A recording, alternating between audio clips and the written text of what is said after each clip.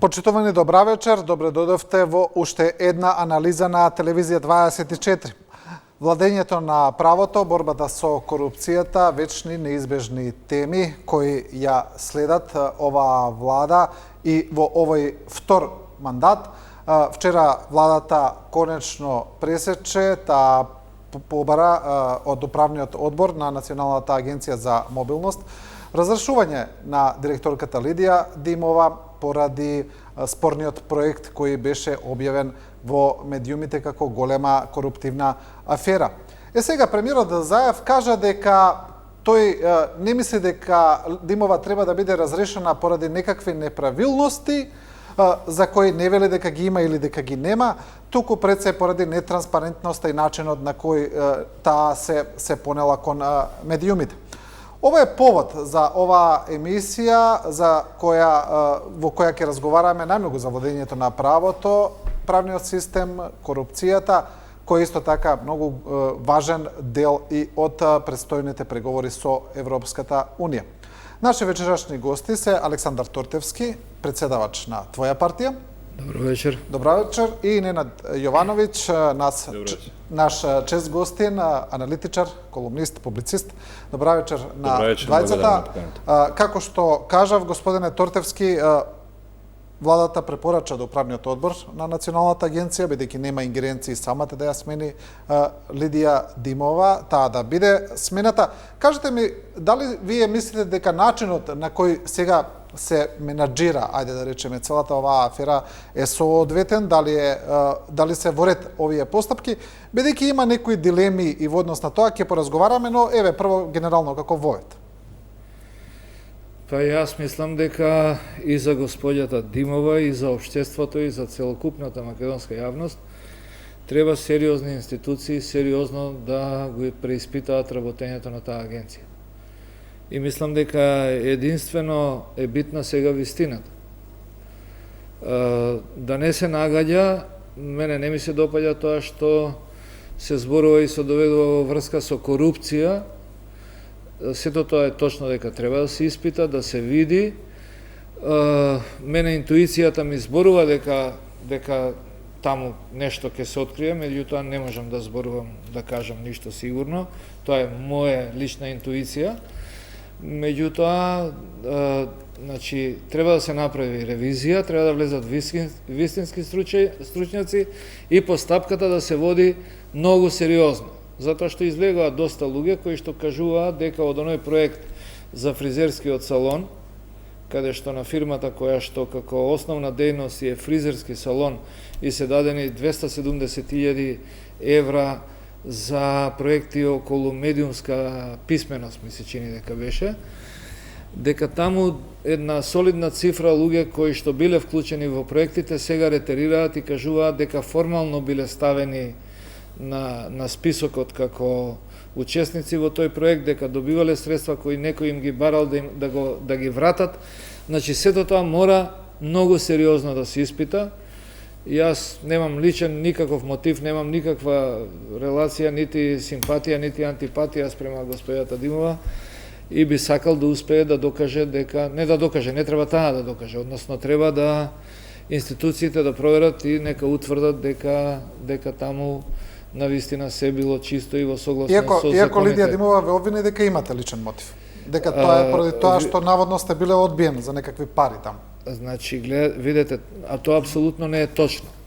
Значи, пред целокупната македонска јавност тврдам дека не сум конкурирал за никаков грант, за никакви пари.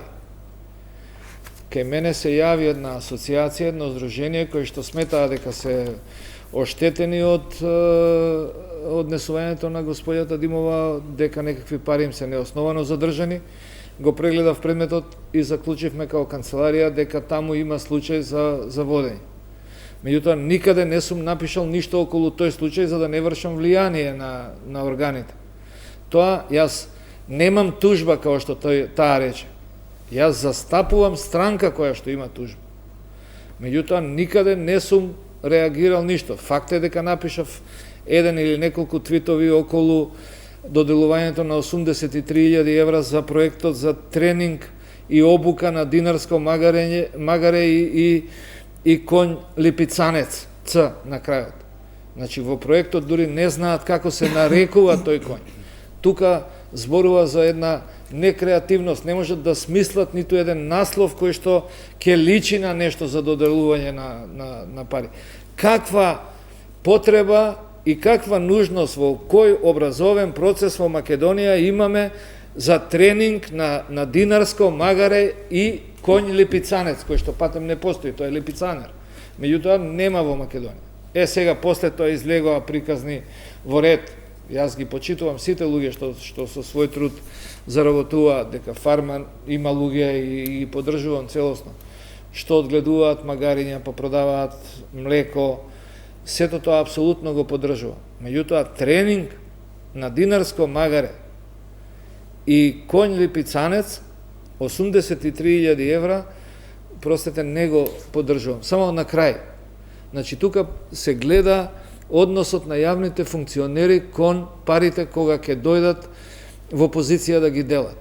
270.000 евра за медиумска писменост на фирма која што има само еден мал фризерски дуќан, една берберница, тоа е адекватно на платата на една текстилна работничка за 100 години. Значи, 3 текстилни работнички толку ќе заработат по 33 години. Значи, човек треба да работи 100 години за тоа, а некој кој што има релација и што објави дека не се знае, меѓутоа подосна излегоа слики дека се блиски со господјата Димова, ги добил 270.000 евра за медиумска писменост. Да. Добро, и Европската комисија најави истрага за овој случај, доколку има неправилности, кажа ќе истражат како се трошени европските пари. Нашето обвинителство исто така кажа дека го следи случајот, се уште не знаеме таму што се случува. Интересен е ставот на премиерот Заев, како што кажав, кој вели нема да побарам разрешување или оставка од Димова поради неправилностите, туку поради нетранспарентноста и начинот на кој таа се постапувала пред медиумите. Има и други забелешки во однос на оваа владина одлука и дел од нашите колеги реагираа, велат доколку не се утврдени неправилности, зошто тогаш владата бара оставка, зошто владата сега се однесува како судија и джелати порота, пред да излезат истражните органи, пред да утврдат дали навистина има неправилности. Што мислите вие сега за целиот овој склоп? Го слушав внимателно мојот соговорник господинот Тортевски. Само една мала ограда, не навлегувам воопшто околу фризерницата и околу тој случај, него бидејќи доаѓам од Кавадарци и поприлично сум информиран на кој начин добием тој проект, што се однесува за основното, односно за средното стручно училиште во Кавадарци, кое при тоа училиште е земјоделско и има своја струка, да речем, од сточарство. Значи, Еразмус политиките, сега не сум ја ничи портпарол, него само се надоврзувам на оваа тема која вие ја надевате, се малку покомплицирани за, да речеме, општиот и обичниот граѓанин, и има таму некои многу важни детали. Значи, не се работи за магаре, конкретно, бидејќи малку се испинуваше тоа во медиумите, се извулгаризира целата тема, па се поврза директорот на училиштето, па се поврза пратеникот Диме Велковски од СДСМБ, па се поврза СДСМ, па се поврза Заев, што немаше никаква допирна точка. Значи, идејата на проектот, колку што јас разбрав и колку што разговарав, бидејќи си го штитам јас сега, како да кажам, си го штитам Кавадарци, си го штитам мојот град и гледам каде се пукањата, каде се дисторзиите околу кои се прави страшна манипулација. Значи, во тој проект, да бидеме конкретни, се работи за околу 70 дечиња. Самата Европска Унија и Еразмус политиките адресираат до самиот проект да се носат децата на обука со се професорите во Хрватска и во Грција. Таму имаат развиени инфраструктурни подрачја за одгледување на такви магариња од кои може да се создаде некакво млеко кое било многу важно, се правело и сирење. И значи самата обука треба да стигне до самиот производ, односно до магарето, баш до магарето, и од тоа искуство, кога ќе заврши, да се поттикнат бизнисите, бидејќи да не заборавиме, ние сме овде земјоделска земја, јас разбирам дека се поврзува и се вулгаризира тоа со власта, па Заев е крив, ова е крив, она е крив, не. Него проектот има конкретни цели и конкретни идеи и на крај конечната приказка е околу тоа. Магаре Европската Унија поттикнува и мотивира да се работат такви проекти, бидејќи школото е стручно, земјоделско, сточарско и самиот завршен проект кога ќе биде, ќе дојде до производство на тоа млеко. И да не заборавиме уште една работа, дека оваа земја е сепак и земјоделска земја, во оваа земја од секојаш имало и магариња, и кози, и овци. Ние не сме некоја буржуаска средина во која нашите предци одработуваат, како да кажем, шапки до 600 колено или шалеви. Се разбира дека спецификацијата на земјоделската почва на која припаѓа и тоа училиште и која се гаи таа култура, се разбира дека они ќе земат таков проект околу тоа магаре, а нема да земат, не знам, за активизам, за некои побрзи и подинамични проекти. Мислам, јас разбирам, се вулгаризира, и тука ќе завршам, се вулгаризира бидејќи јас бев председател едно време на Сдруженија на граѓани, па работевме динамичен и брз активизам околу писменост, околу иницијативи локални, и кога ќе добиевме некој грант, да речеме од 10 или од 15.000 евра, општото граѓанство велеше, ене ги си поделуваат 15.000 евра, а не се заборава, се заборава дека кога ќе аплицираш со тие сложени апликации, со тие конструкти околу кој се знае кој треба да земе пари, зашто се наменети овие пари, колку се соработници внатрешни и надворешни, дека ти од 15.000 евра грант реално можеш да заработиш од хонорар од 6 до 9 до 12.000 денари. Значи тоа се колку? $100, 150, $200. Арно, ама цифрата и самата сума, кога ќе кажеш дека некој земал 270.000 евра, односно 83.000 евра за магаре, тука настануваат страшни генерализации, па сега се оди од тоа, како што вели господинот Тортевски, па знаете ли дека стечаен работник зема толку или работничка во текстилна фабрика зема толку, а овие си ги распоредува? Не, самите грант шеми, самите грант проекти, секој кој што работел во невладена организација или кој што сака од проекти, од грантирани проекти да земе пари, начинот е тој. Сега само на кратко, ако може. Може ли да го прочитате насловот на проектот за публиката, гледачите да имаат представа зошто јас сум реагирал преку Твитер? Значи, тренирање магаре и конј и конјско однесување. Литори јалско, динарско магаре и конј липиценец пишува, од Хрватска Посавина.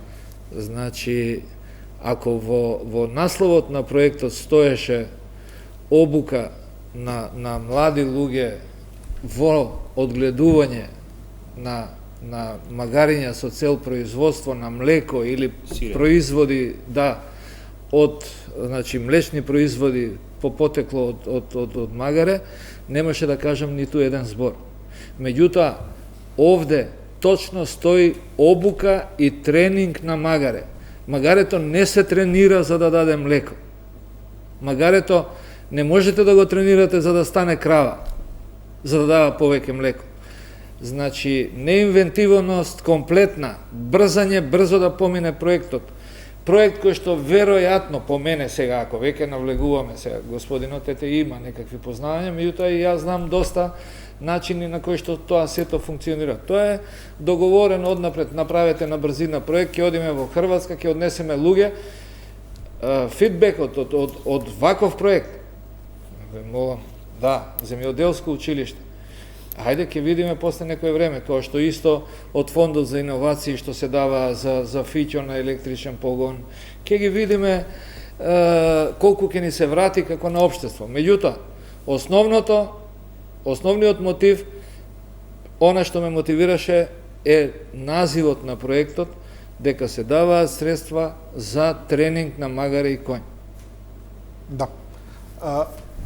Во однос на објавувањето на целата афера, она што го кажа премиерот Заев, зошто се менува Димова, е исто така интересно, бидејќи целата афера ја објавија колегите од А1 од порталот, и така излегува сите овие сега проекти и приказни што ги кажуваме, сите можни неправилности. Кажете ми, Јовановиќ, доколку не се објавеше ова во јавноста, доколку не излезеше и првиот и вториот проект под лупа на јавноста, па еве сега дебатираме, навлегуваме какви се, што се, како се давани пари, правилно, неправилно, па еве дури се смени, мислам се побара смена на Лидија Димова. Кажете ми, дали мислите дека ова некогаш ќе се откриеше, ќе се течеше веројатно како никому ништо, и сега прашање е колку вакви во моментот проекти, колку вакви шеми се случуваат и нема ни да ги дознаеме доколку некој не ги објави. Па, добро се разбира, ако нешто е покриено, ако нешто не е отворено, ако не е нешто транспарентно, се разбира дека ќе биде. Бидејќи таа агенција на некој начин владата е надзор на таа агенција, државна, значи некој би требало тамо да прави надзор, да проверува, да коригира. Ја не сум ничи портпарол, сега зборуваме за Еразмус политиките, сигурен сум дека имаат таму ревизии и надворешни и внатрешни, и од самата агенција, институција, владина институција имаат своји ревизии, и имаат и самите европски менаџери на проекти своји ревизори. Значи, во самата методологија на изработката на проектот, ти многу јасно таму не можеш да измрдаш. Ако имаш ставка за тоа, за хонорари, за шетање, за обуки, за тренинг, за надворешни наблюдувачи, за внатрешни, за тренинг мајстори, за толку просторија, средства и така натаму, значи таму од старт имаш одредени методологии за кои многу конкретно се знае и таму се дефинираат од, да речеме, ако го добиеш проектот во јуни месец, за јуни можеш да ставиш во ставка што ќе работите, да кажеме колку активни денови. Добро, но исто така знаеме дека дека тие проекти може да се покријат. Идејата е дека ако има некакви малверзации и ако има некакви злоупотреби на финансии, на средства и на пари, тоа се разбира дека институциите на системот тука мора да реагираат. Тоа е персе, тука нема околу тоа што да се дебатира. Но ви велам, симптоматична ми е сета таа, како да кажам, она подбуцнувачна приказка од наслов, возможно е да се контекстуализира и да се прават од една нарација во друга, и најчесто не ги оспорувам ја добрите намери на господинот Тортевски дека сака да има брзо и транспарентно решение на овој случај, но од друга страна, гледате, ВМРО ДПМН ги користи сите скандали за дополнително да ги довулгаризира овие очигледно дека има некакви пукања и става магаре пред владата на Република Северна Македонија, па го вулгаризира на спинови, на своји портали и така натаму, и се обидува да профитира во политичка смисла, а многу има детали околу кои што не се расчистени баш до крај и се обидува нова несреќна афера околу магарето да искористат некакви дневно-политички поени. Мислам дека ме разбирате, еве ќе продолжиме што сакам да прашам. Сакам да прашам колку институциите на системот кај нас си ја работат својата работа како коректор, како ревизор во сите тие појави и случаи на корупција, треба ли медиумите да ги објавуваат за еве владата и државата да дознаат? Тоа сакам да прашам. Па, за жал, ако нешто медиумски не излезе на површина, но обично институциите тоа не го гледаат и не сакаат да го видат. А причината е тоа што раководните структури на сите институции ги поставува еден човек. Претходно беше Груевски и неговите еден или двајца кадровици, сега е Зоран Заев и неговото обкружување. Значи, тие поставуваат и јавен обвинител, и ревизори поставуваат, и началници локални за организиран криминал и за економски криминал.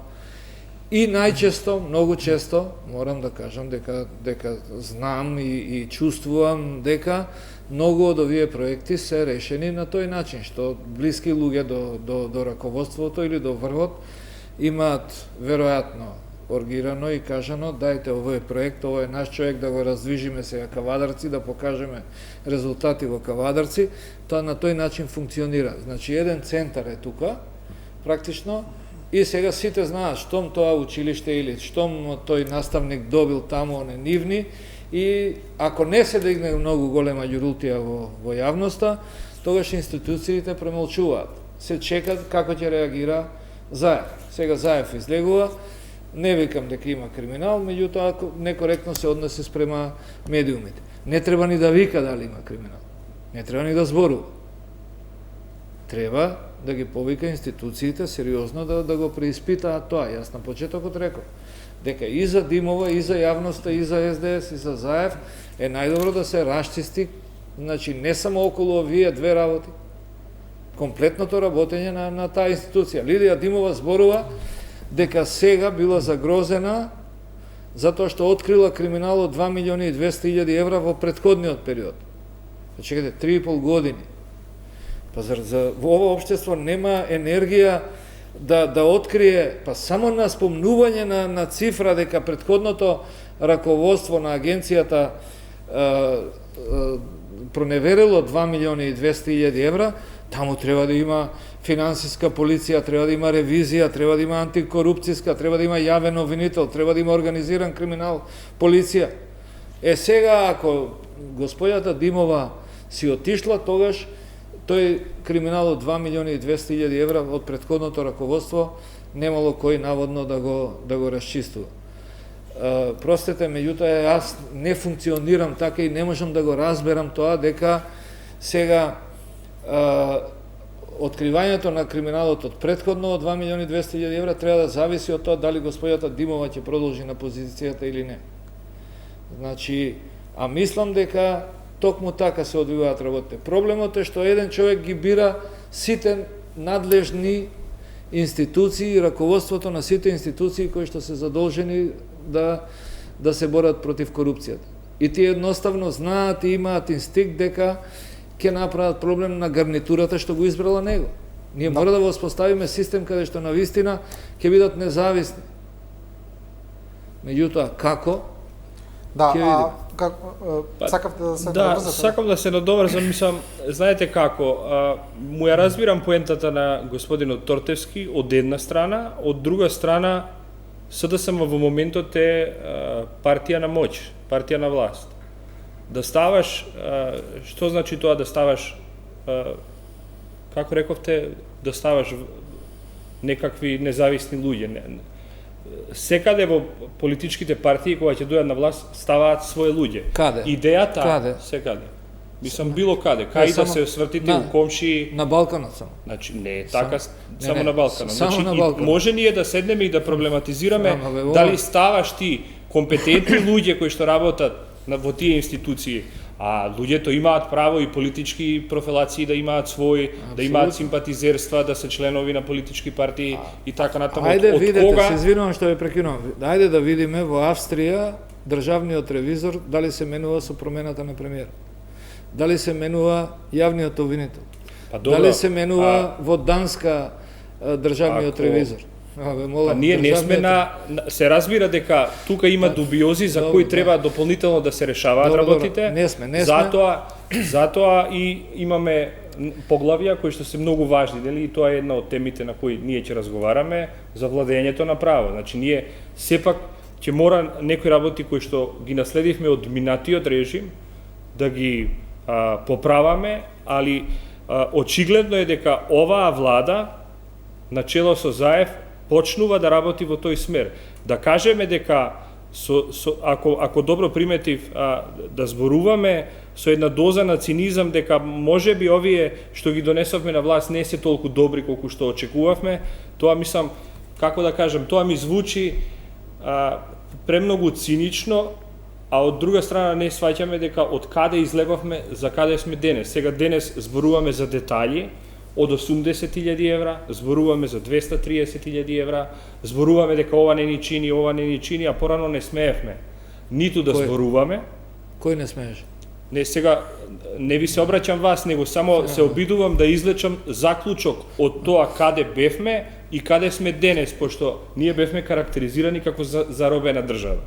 И тоа сум го повторил неколку пати. Кога ќе отворите атачмент во компјутер, и кога ќе се отвори атачментот, вирусот влегува. И не можете туку така сега вие тоа да го деинсталирате преку ноќ или во рок од 2 до 3 години, све да почистите и ова да стане австрийска држава, да стане данска држава, да се знае све. Ако беше така, немаше да имаме ни поглавја. Затоа сакам да кажам дека работите се одвиваат во добра насока, чулни се во власта, веднаш реагираат околу овој случај околу кој расправаме, веднаш се обидуваат тука нешто да променат, значи не слушаат кога адресираме до проблемите со кои се соочуваме или со кои живееме, значи сепак, како да кажам, они излегуваат и тоа се заборава во оваа земја. Значи, оваа влада беше 10 години во опозиција. Истиот хабитус кој што го има во опозиционерска смисла, кој што го има тогаш, сега имаат многу поголемо чувство и сенс, барем тоа го приметувам, како се решаваат конфликти. Знаете што ми е интересна илустрација? Само вака, кога кажавте, кога употребивте терминот режим, мислам дека сте еден од ретките веќе кои го употребуваат тој термин. Мислам дека и СДСМ веќе не ги слушам дека го употребуваат терминот режим. Ми се чини дека во јавноста веќе терминот е тотално излетен, депласиран и дека влада е веќе една голема резерва кон тој термин, водено од тоа што се случи потоа. Таму лежи тоа големо разочарување. Кога вие сега ќе кажете режим, веќе никој не реагира на тоа. Некако луѓето им се измешани, им се изедначени работите за некој работа. Очигледно е дека климата е многу прелаксирана. Само уште ова, и многу луѓе од тогаш се уште функционираат, многу луѓе ја сменија политички страната. Ајде да не се враќаме на оние уставни промени, тоа е друга приказна, но зборам за овие посекојдневни работи. Знаете како, јас ќе бев првиот човек ќе бев, што ќе беше против Заев, ако на изборите ми се покажеше дека неговото освојување на пратеници е, да кажеме, со огромна разлика наспроти опозиционерска политичка партија, ВМРО-ДПМН. Значи, видовте дека на самите избори, и тоа се многу јасни политички адреси, на самите избори тесни се силите во, мислам, релативно се израмнети силите во политичкото поле и одлучуваа 1, 2 или 3. Да, добро. Сега, само уште овој ќе завршам. И во таа констелација во која владава е релативно слаба, во која, нели, и господинот Тортевски знае дека ако има некакви реформски закони треба 81 пратеник за да може да се завршат некои работи и така натаму. Значи тоа го нема СДСМ во овој момент и да зборуваме од оваа позиција или да го приметувам тоа повеќе на интуитивна база дека сите се исти и дека види ги какви се корумпирани, никакви, дека не се способни и така натаму, а претходно да забораваме, бидејќи да не се лажеме, политички државата ја водат две политички партии. И така ќе биде додека има свети век. Добро, али сакам да кажам дека не можете на таков начин да изедначувате дека сите се исти, тоа ниво лудило. Да, зборуваме сега за перцепциите кои постојат, ги анализираме перцепциите.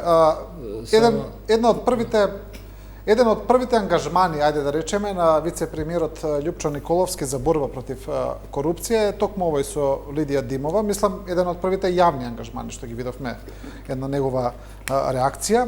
Тој најавува и нова стратегија за борба против криминалот, нов закон, да се направат уставни промени, да профункционираат институциите. Значи, самото негово назначување би требало да биде еден сигнал дека влада тука сака да стави акцент на тоа. Напротив, се извинувам. Значи, напротив. Самото негово назначување зборува дека немаат концепт. Затоа што во ниту една држава не постои таква позиција, вице-премиер задолжен за борба против корупцијата. Тој нема никакви извршни овластувања, не може да нареди апсење, не може да нареди претрес, не може да наложи мерки. Тој може, во оваа смисла, тој, значи, поинаку би требало и да се дефинира неговата позиција. Тој треба да, значи, да биде, тој може во партија да биде некаков кадровик, да наслушнува кој функционер на СДС не работи добро и транспарентно, па да бара негова смена по партиски канали.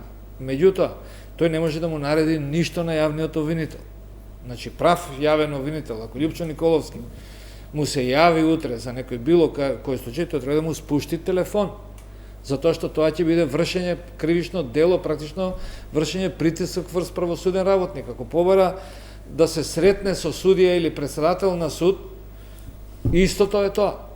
Не смее он да влие, он нема извршни надлежности. Ние сега ставивме човек кукла таму, која што нема никакви овластувања. Значи, ако ние градиме добар систем, ние треба да направиме систем во кој што јавното обвинителство веднаш сега ќе имаше веќе истражители во Националната агенција за европски образование и како се Добро, господинот Николовски Значи, може да подготвува легислатива, тоа. Може да подготвува закон. закони може да подготвува и да ги дава до собранието. Меѓутоа, за конкретни случаи тој нема никаква, да се разбереме, нема апсолутна никаква и забрането е никакво мешање во ниту една структура, заради тоа што сите органи задолжени за борба против корупцијата мора по дефолт да бидат независни. Не сме никој да им врши притисок да насочат спрема некого кривична одговорност или да покренат постапка. Тоа е во принцип глупост. Значи, тоа покажува, тоа е признание дека другите институции не функционираат и дека сега им треба некој мотиватор што ќе ги мотивира. Меѓутоа, тоа е незаконски, противуставно. Да. Денеска антикорупцијската комисија се изјасни, вела дека утврдиле неправилност во финансирање на политичките партии. Ми се чини ништо ново, една приказна која цело време се повторува. Не ги кажуваат партиите, велат 5 политички партии правеле малверзации со буџетски пари, ги користеле средствата што им ги исплатило Министерството за правда за организирање на избори, што е спротивно на изборниот законник и така натаму. Јовановиќ, ова има и за вакво дело, ми се чини има и обвинение, нели, за финансирање на политичка партија. Се повторува приказнава, како што кажав, сега повторно утврдува антикорупцијската, но ова е она, нели, ми се чини според народната, кучињата лајат, карванот врви. Сега, знаете како, тоа е се едно исто од најпроблематичните теми за финансирање на политички партии, но не е само тој проблем во самата содржина на политичките партии. Мислам, тоа некако вирее последниве 30 години во оваа земја. Сепак, овие што се најважните поглавја 23 и 24 ќе мора да се отвараат со некое забрзано темпо, бидејќи не е само политичките партии и начинот на нивното финансирање, тука се работи и за климата на слободните избори, тука се работи за дали во оваа земја поделена е судската, извршната и законодавната власт. Тука се исто така медиумите, дали се плурални, дали работат јавен интерес, дали државата соработува со невладините организации, дали е транспарентна, дали е инклузивна, дали е навремена околу некои своји објави кои мора да се транспарентни и отворени и на крајот на краиштата да ни кажат како и на кој начин ги трошат нашите даночни пари, како се вели тоа. Да. Значи, тоа се едни од многу важните поглавја кои ние ќе мора забрзано да ги отвараме и да ги решаваме во бидејќи од тоа ни зависи целата евроинтеграција. Јас лично, ако ме прашаш, единствено нешто што е на масата и што мора да се земе, тоа е нашата евроинтеграција. Друг пат нити друг пат постои, нити пак некаква друга варијанта е возможна. Апропо вашето прашање. Да. Не, јас не се сложувам. Еве, например, Бугарија може да не блокира со нереални барања и ние сме тука на став дека ако тоа ни го загрозува идентитетот и јазикот, дека ние треба да ги ништо не смееме да разговараме, а ако Европска унија дозволи да не блокираат, нека не блокираат. Значи простете, меѓутоа многу е глупо кажано дека ние немаме друг пат. Механизмите на Европска унија се ограничени да влијаат. Бугарија може да не блокира. Може ке треба не знам што да кажеме за да не пуштат да влегуваме, да ги отвориме. Значи, поглавјата се друга работа. Ние треба да градиме систем. Независно заради нас, не за тоа што ќе отвориме поглавја, Кој ни бранеше нас во овие последниве години да градиме систем кој што ќе биде компатибилен со Европската Унија и да бидеме, имаше држави што веднаш отвараа и затвараа поглавја. Затоа што си ја сработија домашната задача пред време. Словенија кога влезе во Европска Унија беше во рангот на државите кои што требаше да плаќаат, затоа што во Европска Унија неразвиените добиваат пари, големите плаќаат. Словенија кога влезе веќе почна да плаќа. Словенија она што е најпроблематично, особено за балканските држави, владење на правото и екологијата, Словенија ги имаше однапред решено. Словенија беше понапред и во моментов е понапред од прва држава во светот. Со 96% исполнети од идеалните еколошки стандарди. Сакате да речете, господине Тортевски, дека немаме друг пат освен европскиот пат или имаме друг пат надвор од европскиот пат? Независно, ние имаме пат. Јасно е, сега немојте да ги искривувате. Не ги искривувам, само бе прашам. Ние многу сакаме и тој е патот. Меѓутоа, многу е опасно ако речеме или тој пат или клуч на државата. Ако не блокира Бугарија со и Заев што дете, вие сега добро го пофаливте неколку пати. Не ви спорам, ако нема проблем. Меѓутоа, и самиот тој вели, ако Бугарија излезе со нереални барања, ќе треба да ги подготвиме граѓаните дека нема да се отворат преговорите. Меѓутоа, тоа нас не спречува да се бориме против корупцијата. Зошто сега треба да чекаме да се отворат поглавијата од 24 до 26 за борба против криминалот и реформи во правосудството, правна држава и одговорност? Треба да чекаме за тоа, за да почнеме да се бориме против корупцијата. Па молам, апсолутно не треба. Апсолутно не треба. Тоа ми е зборот мене дека независно кога ќе почнеме преговорите, ние знаеме која ни е домашната задача. Една од поголемите глупости Заев што ја има изговорено е она: едва и чекам да дојде Европска Унија кам шикарот, зашто и мене ми треба кам шикар. Не, тоа беше во предизборна кампања, мислам, немојте така. Добро, рековте, неќете да бидете адвокат. Добро, мораме да направиме кратка пауза за реклами. Се враќаме брзо во студиото.